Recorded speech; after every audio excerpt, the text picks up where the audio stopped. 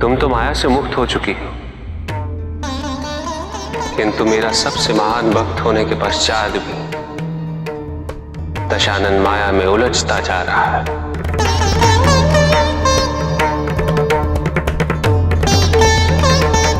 कैसी माया में स्वामी? जो भवन दशानन ने हमारे निवास हेतु बनाया था, वही भवन उसके अहंकार का केंद्र बन चुका है, और इसी भवन के कारण वो पुनः माया से बंध गया है, भ्रमित हो गया है।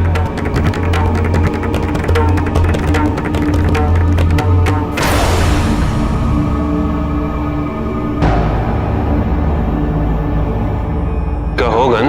माता, महारानी कुछ चिंतित प्रतीत हो रही हैं।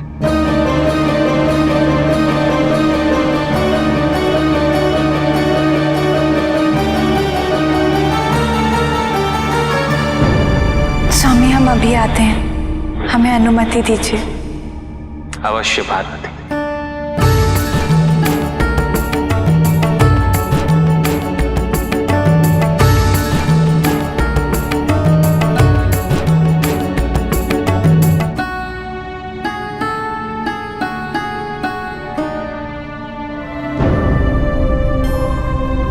देवी, नहुष और अशोक सुंदरी का विवाह होने वाला है और महादेव और माता पार्वती की इच्छा है कि यह विवाह हमारे आश्रम से हो। नहुष की वर यात्रा हमारे आश्रम पर आएगी। कितना बड़ा सौभाग्य है ये हमारे।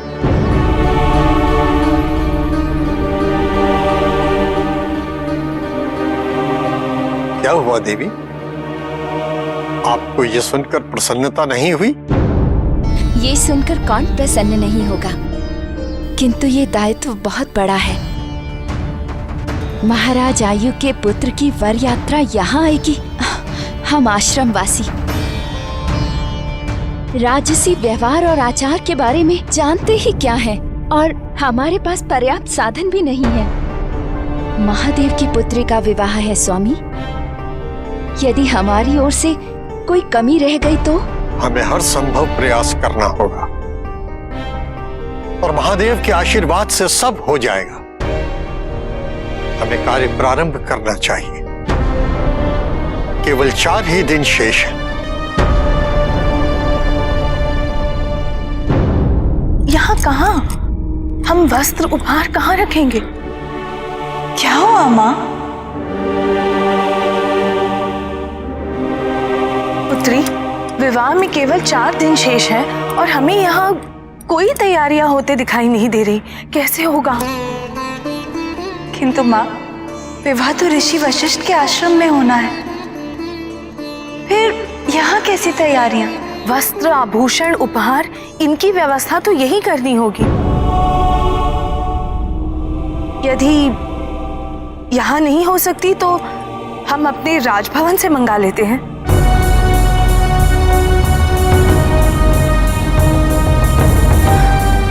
माँ, आप चिंता मत कीजिए। हम जानते हैं स्वामी ने अवश्य कुछ सोचा होगा, और जो वो सोचते हैं उसे होने से कौन रोक सकता है। आप केवल यहाँ होने वाले समारोह की तैयारियां कीजिए। यहाँ तो केवल हल्दी ही हो सकती है।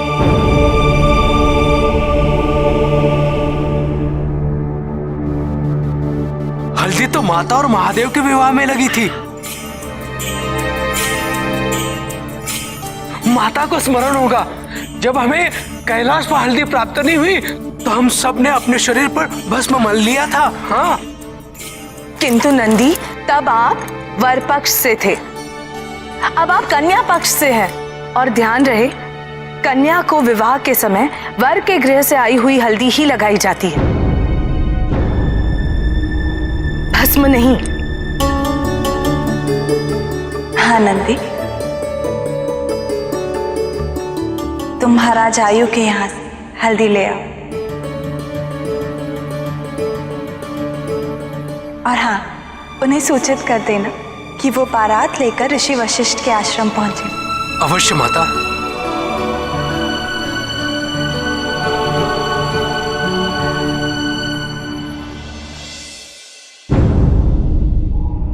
स्वामी, मैं जानती हूँ हम अब कोई कमी नहीं रख रहे हैं विवाह के प्रबंध में,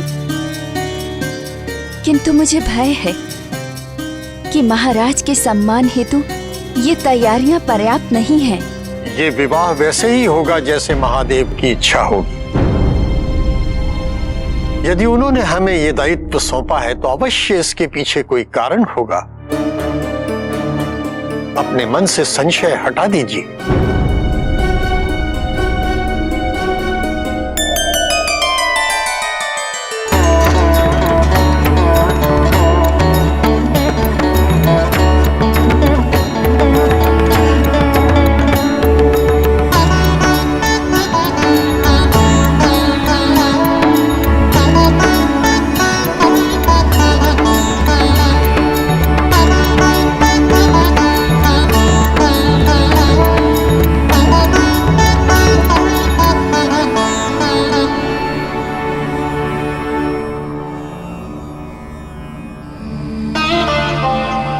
मैं आपकी दुविधा से अनभिज्ञ नहीं हूं ऋषि वशिष्ठ, किंतु आपको चिंता करने की कोई आवश्यकता नहीं है।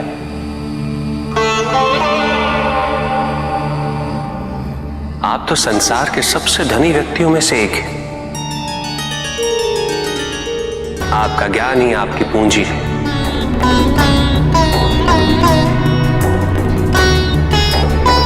ज्ञान का दान तो संसार में सबसे महत्वपूर्ण दान होता है, जो आप अपने इस गुरुकुल के माध्यम से करते आ रहे हैं, बिना किसी अपेक्षा, बिना शिक्षा को व्यवसाय बनाए। आपने ज्ञान के प्रचार को अपना धर्म माना है ऋषि वशिष्ठ, और ये निस्वार्थ सेवा संसार पे बहुत बड़ा उपकार है। आपको इसका प्रतिफल मिलना ही चाहिए, ताकि आपके इस आश्रम में कभी किसी प्रकार का कोई अभाव ना रहे।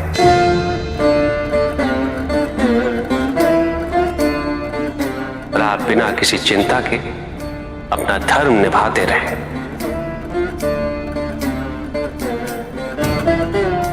हमें लगता है कि आपके आश्रम में कामधेनु के अंश वाली एक गाय होनी चाहिए।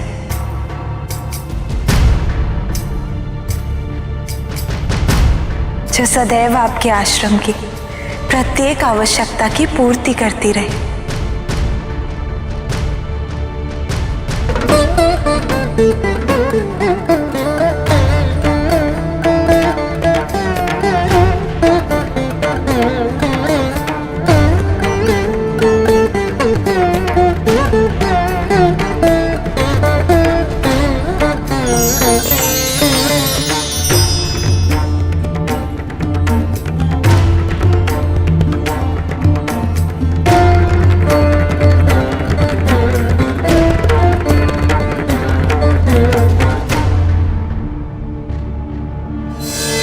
कामधेनु के अंश वाली ये गाय शबला के नाम से जानी जाएगी।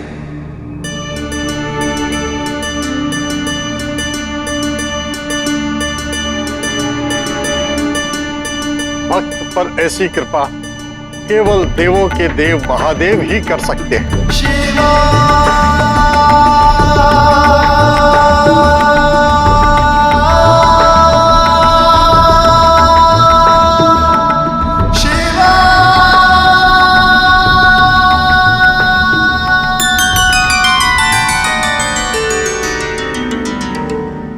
देखा, मैंने कहा था ना, मन से सब संशय हटा दीजिए।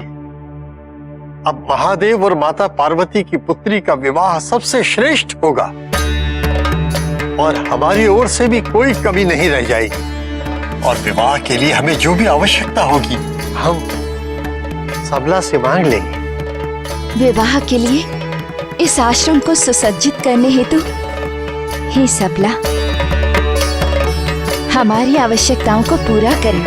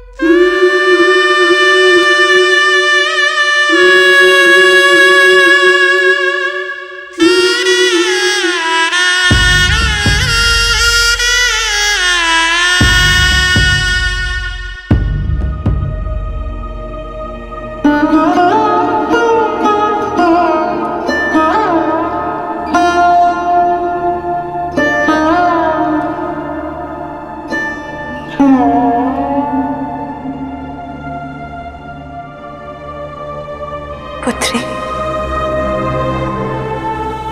हम जानते हैं तुम क्या सोच रही हो। पुत्री, एक कन्या के लिए हल्दी की विधि प्रथम संकेत होता है कि अब वो अपने पिता के घर से विदा होने वाली है।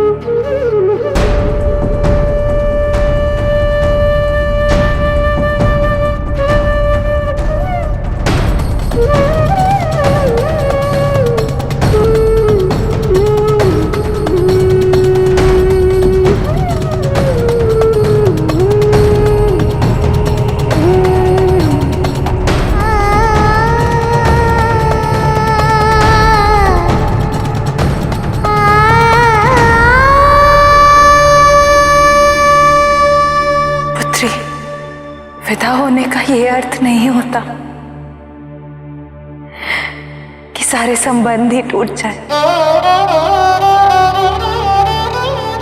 हम भी अपने पिता के भवन से विदा हुए थे, किंतु पुत्री, तुम कभी भी हमारे मन और हमारे विचारों से दूर नहीं जाओगी।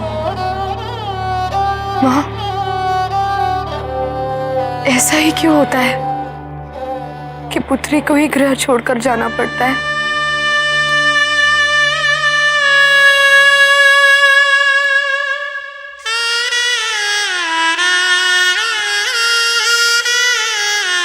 पुत्री,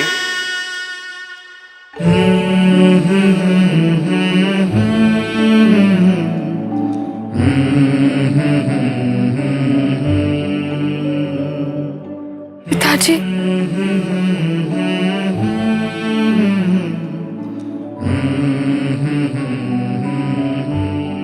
पिताजी,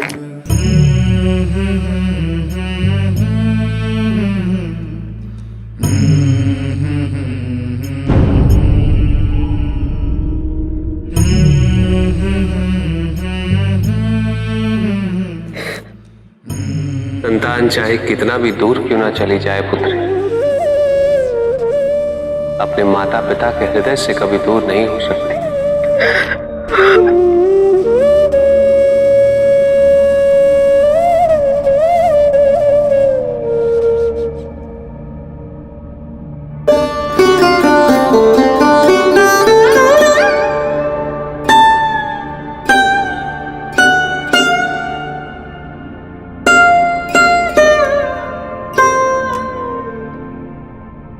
तुम तो अपने जीवन का एक नया अध्याय आरंभ करने जा रही है,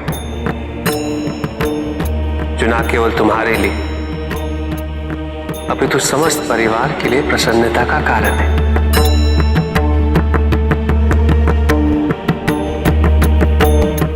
जिस महान उद्देश्य हेतु तुम्हारा जन्म हुआ, उसके पूर्ण होने का समय आ गया है। ये विवाह तुम्हारे तप की सफलता का सूचक है पुत्री।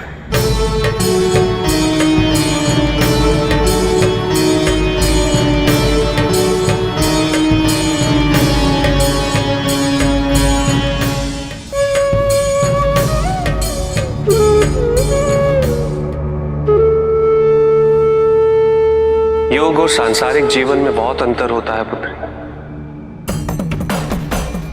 इस प्रकार तुम्हारी माता ने मुझे इसका आभास कराया, उसी प्रकार तुम्हें भी शीघ्र इसकी अनुभूति हो जाएगी।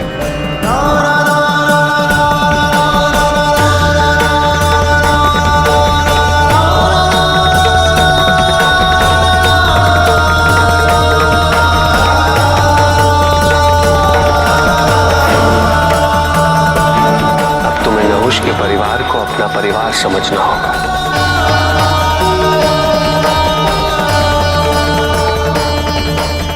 मां के प्रत्येक दुख, प्रत्येक सुख अब तुम्हारे अपने होंगे।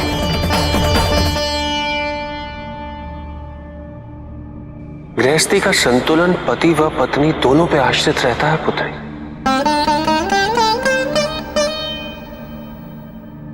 यदि दोनों में तालमेल बना रहे तो कठिन से कठिन समय भी सुंदर स्मृतियों का आधार बन जाता है।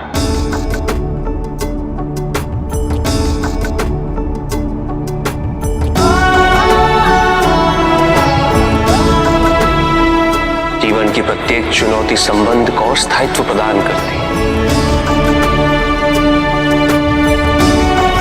किंतु तालमेल तो तभी संभव होगा पुत्री, जब पति पत्नी दोनों एक दूसरे के प्रति समर्पित रहें, दोनों एक दूसरे का आदर करें, एक दूसरे की इच्छाओं का सम्मान करें।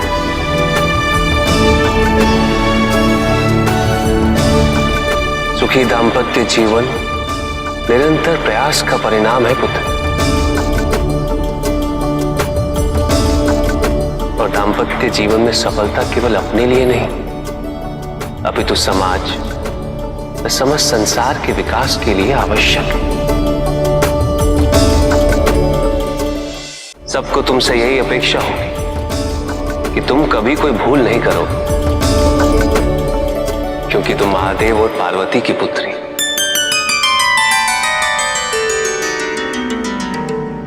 किंतु भूल करने में कभी कोई दोष नहीं, अपितु अपने भूल को स्वीकार ना करने में, उससे कुछ ना सीखने में है। दोष अपनी भूल को पुनः करने में है पुत्री।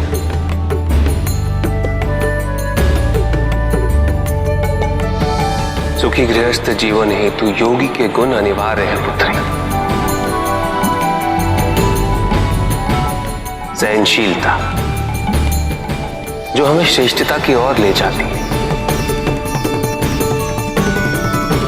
संतोष, जो जीवन निर्वाह हेतु हमें सशक्त बना देती है।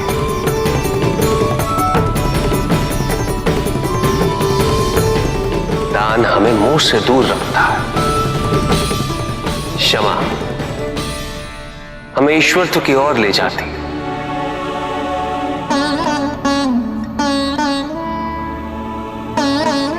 यदि प्रतिदिन तुम इनका स्मरण कर अपने जीवन में इनका अनुसरण करोगे, तो सदैव सुखी रहोगी मेरी पुत्री।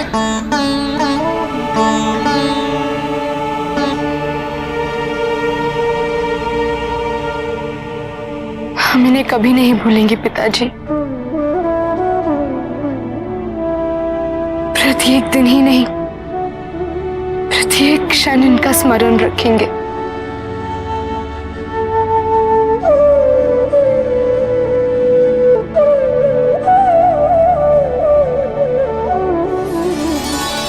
यदि भूल भी गई तो स्मरण कराने मैं आपके पास आ जाया करूंगा।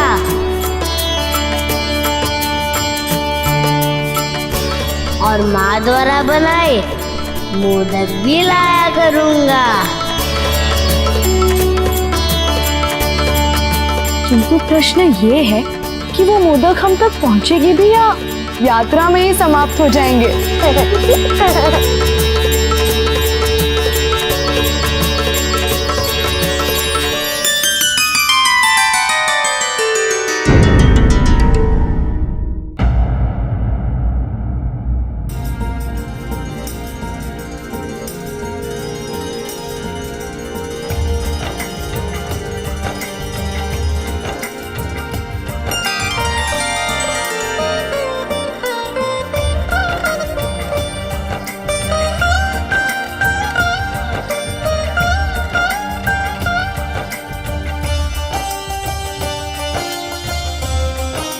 दीदी की हल्दी के शुभ अवसर पर आप सभी का कैलाश पर स्वागत है।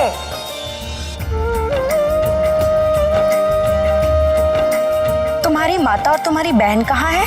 वो सभी आपकी प्रतीक्षा कर रहे हैं। चलिए चलिए।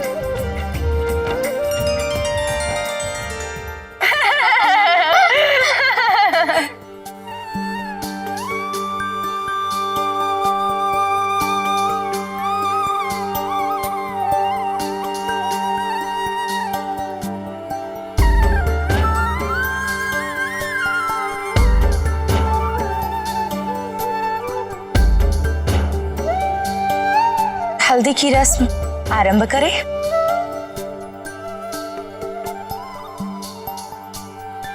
देवी, कथा अनुसार नंदी महाराज आयु के भवन हल्दी लेने गया है। बस उसी की प्रतीक्षा है। माँ, एक बात पूछे, आपकी भी हल्दी कैलाश से ही आई थी ना? मेरे लिए तो मेरे शरीर पे लगी है भस्मी हल्दी के समान।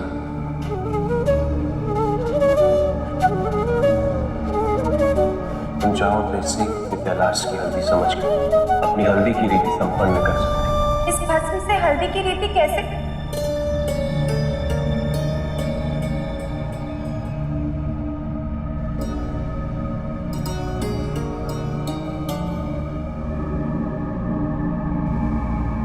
माँ, ये प्रसंग आपके और पिताजी के प्रेम से ही परिपूर्ण है। अब तुम्हें वही प्रेम नहुष की ओर से आने वाली हल्दी में प्रतीत होगा।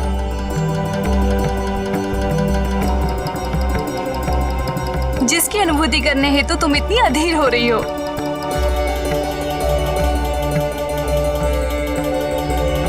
किंतु इस प्रतीक्षा में और भी आनंद है।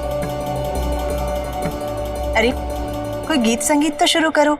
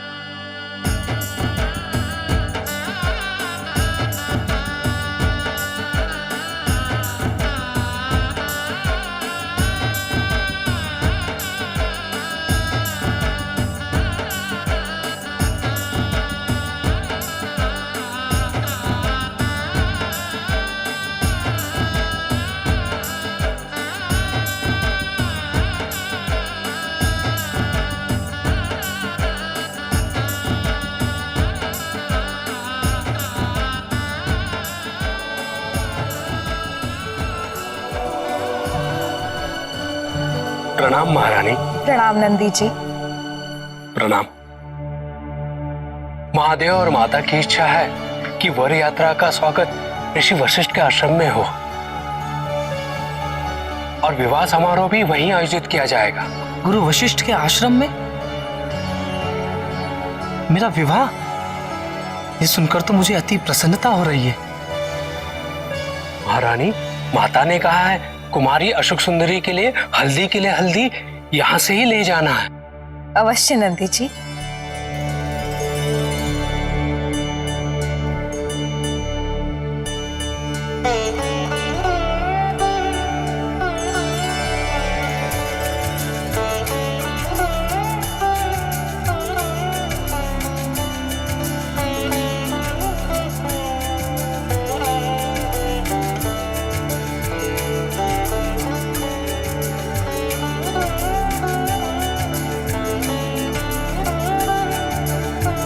नंदी जी,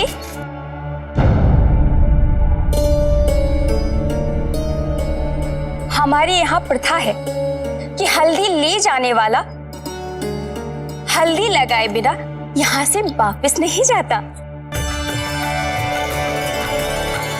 अरे आओ सखियो, हल्दी लगाने का मौका भला हम कैसे जाने दें नंदी जी? अरे ये आप क्या कर रही हैं? नंदी जी, वधू पक्ष से आए हैं, स्वागत करना तो बनता है ना हमारा। अरे लगाइए। अरे कैसे जाने दें आपको नंदी जी?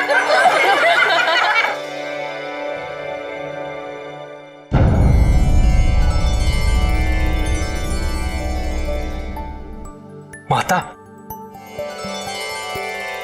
हल्दी और माता विलंब के लिए क्षमा चाहता हूं। नंदी, आपके कारण ही माँ को पिताजी से हल्दी मिली थी।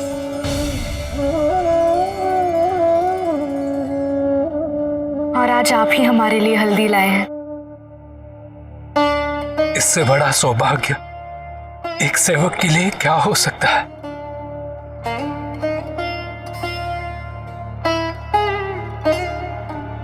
हल्दी आ गई। मैं तुरंत पिताजी को बुला कर लाता हूँ। हम सब दीदी की हल्दी में सम्मिलित होंगे।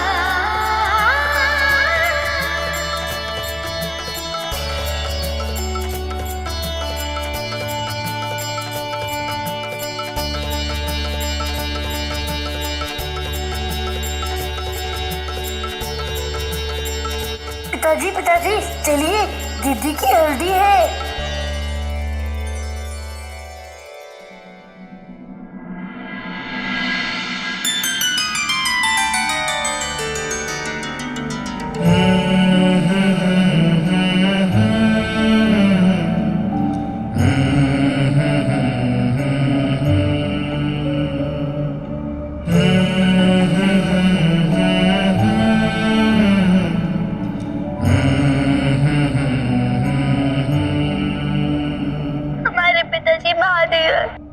किसी अवश्य महत्वपूर्ण कार्य से बाहर जाना। आप जा सकते, किंतु हमें एक वचन देकर आप अपना कार्य समाप्त करके शीघ्र हमारे पास लौट आएंगे। और जितना भी समय आप हमसे दूर रहेंगे, उसकी क्षतिपूर्ति हेतु आप उस दिन दुगने समय तक हमारे साथ खेलेंगे, हमारे साथ ही रहेंगे, हमें कथाएं सुनाएंगे।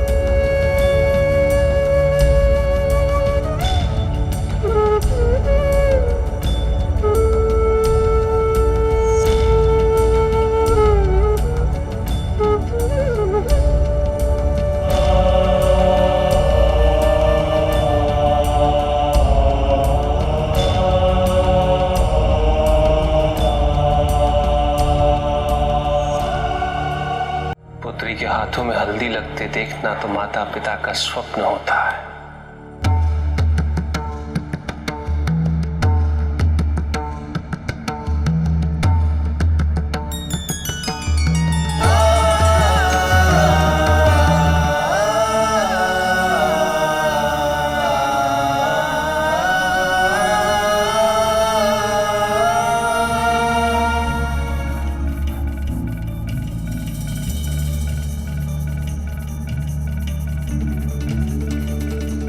हल्दी आरोग्य का केंद्र है।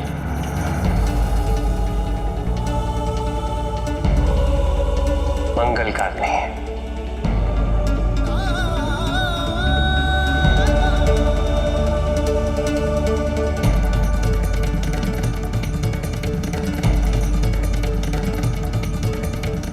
जीवन सदैव धन धानुष से भरा रहे।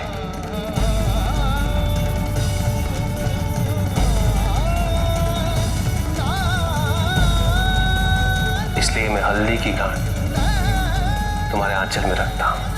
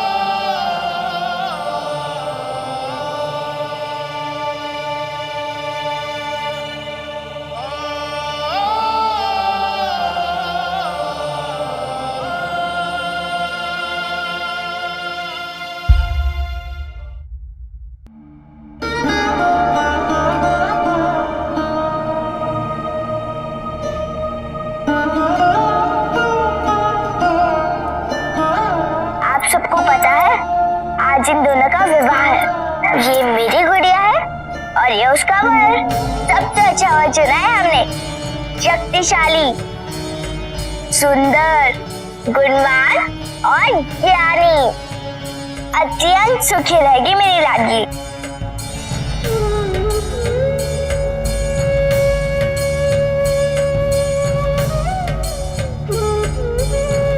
दुख तो होगा, लेकिन सारी कन्याओं को विवाह करके विदा तो होना ही पड़ता है ना।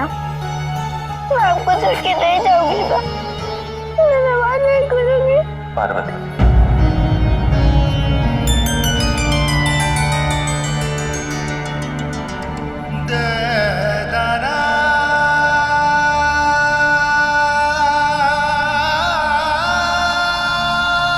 इस दिन की कामना हमने ही तो की थी पार्वती। हमारी पुत्री का विवाह, उसकी विदाई।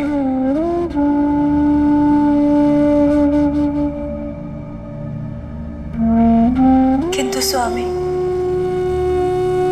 जैसे जैसे वो समय समीप आ रहा है, हमारी चिंताएं और बढ़ती जा रही हैं। स्वामी, हमारी पुत्री, उसने अपना अधिकांश जीवन तपस्या में व्यतीत किया है।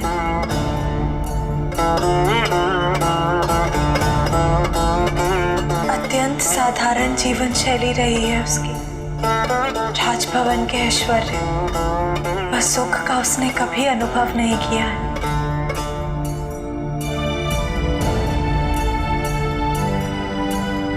एक नए जीवन में प्रवेश करने जा रही है।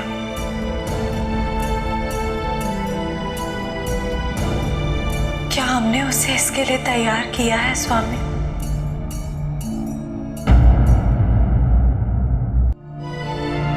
क्या हमने उसे पुत्री से वधू बनने के सभी गुणों से अवगत कराया है स्वामी? क्या हमने अपने दायित्वों को पूरी तरह निभाया है?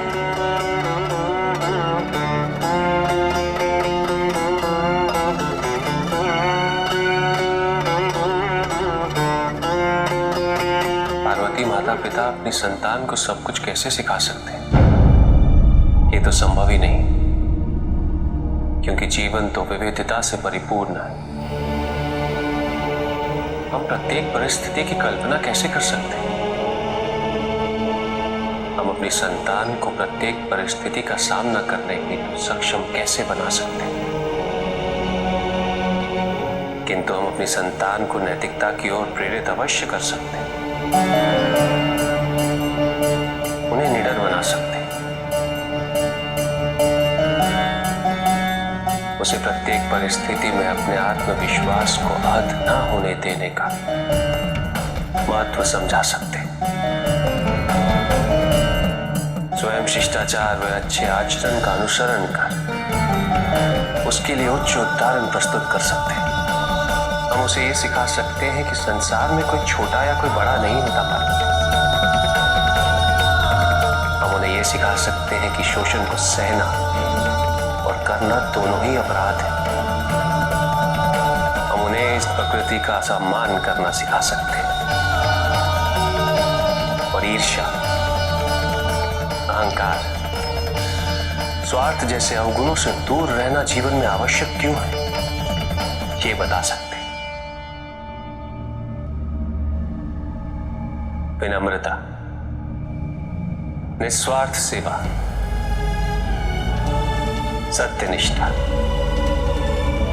धर्म का पालन, ऐसे सद्गुणों को अपने जीवन का आधार बना लेना अनिवार्य क्यों है, ये बता सकते। तुमने तो अशोक सुंदरी में ये सभी गुण पोषित किए हैं पार्वती। अशोक सुंदरी तुम्हारा ही तो अंश है, वो संपूर्ण है। और ये चिंता की नहीं, अत्यंत प्रसन्नता की बात है।